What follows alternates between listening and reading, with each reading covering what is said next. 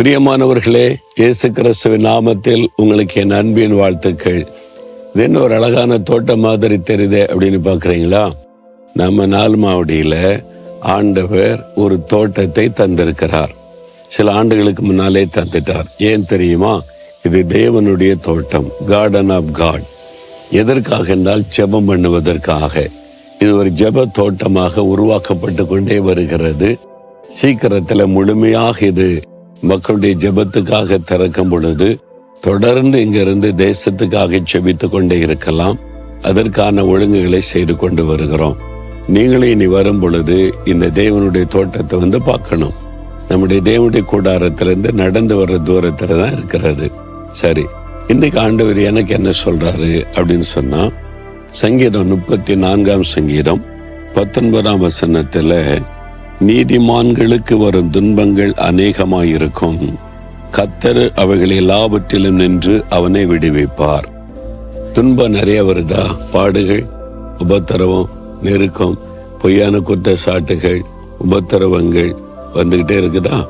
வீட்டுக்குள்ள வரும், வேலை செய்யற இடத்துல வரும், நீங்க பிசினஸ் பண்ற இடத்துல பல பாடுகள் வரும். ஊழியம் செய்தீங்கன்னா இன்னும் அதிகமா வரும் உபத்திரவம். சில ஒரே உபத்திரவமா இருக்கு பிரதர் அப்படின்னு சொல்லுவாங்க. இந்த உபத்திரவம் அப்படின்னு நினைக்கும் பொழுது அது வீட்டு ஓட நினைக்கிறோம், அதுவே வரக்கூடாதுன்னு நினைக்கிறோம். ஆனா ஆண்டவர் என்ன சொல்றாருன்னா, நீதிமான்களுக்கு வரும் துன்பங்கள், அந்த உபத்திரவங்கள் அதிகமா இருக்குமா.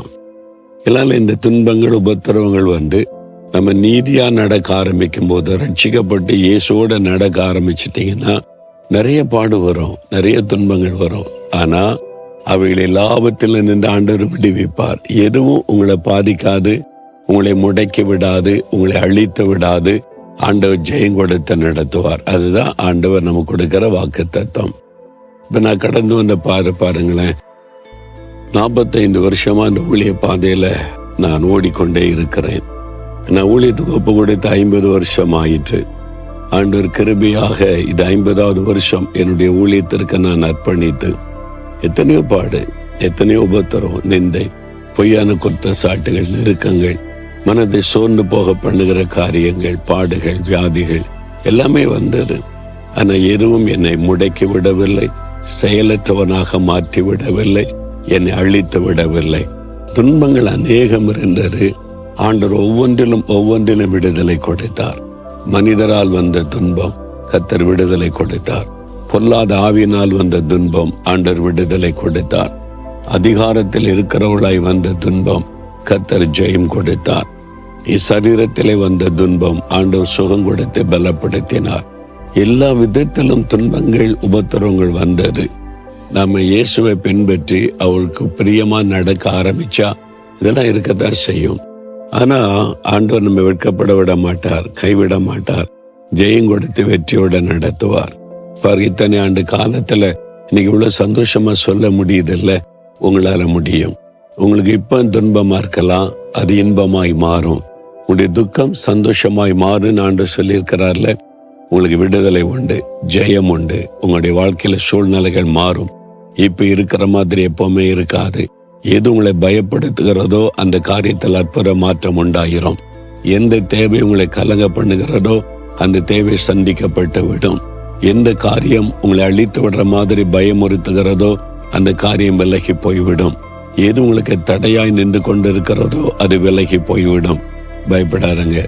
துன்பங்கள் அநேகமா இருந்தா நீங்க நீதிமானா இருக்கிறீங்கன்னு அர்த்தம், இயேசுவை பின்பற்றுறீங்கன்னு அர்த்தம். அதுவே ஒரு பெரிய சந்தோஷம் தானே. அதனால இயேசு கடந்து வந்த பாதையை நினைத்து பாருங்க. அவர் என்ன பாவம் செய்தார்?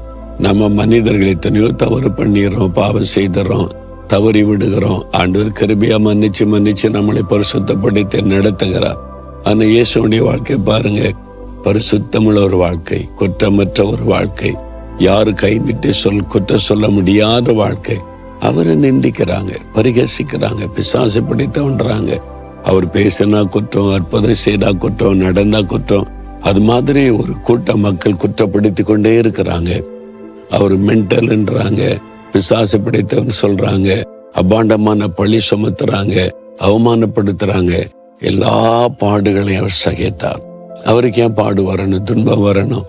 எனக்கு அன்பானவர்களே, அந்த பாதையில நடந்து நமக்கு மாதிரியை காண்பித்தார். அதனால தைரியமா சந்தோஷமா நடங்க, இதெல்லாம் விலகி போய்விடும். அநேகமான துன்பங்களுக்காக கர்த்தரை ஸ்தோத்திரம் பண்ணுங்க. ஒன்றென்றா ஜெயம் பெற்று முன்னேறி போய்கிட்டே இருப்பீங்க. ஆண்டவரே, இந்த மகன் இந்த மகள் அதிகமான துன்பத்தினால சோர்ந்து போயிருக்கிறாங்க, கலங்கி போயிருக்கிறாங்க. அவங்களை பலப்படுத்துங்க. அவங்க நீதிமானாக உம்மை பின்பற்றுகிறபடியால் துன்பங்கள் அநேகமாய் இருக்கிறதற்காக ஸ்தோத்திரம்.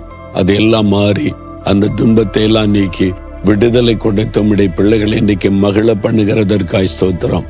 இயேசுவின் நாமத்தில் ஜெபிக்கிறோம். ஆமேன், ஆமேன்.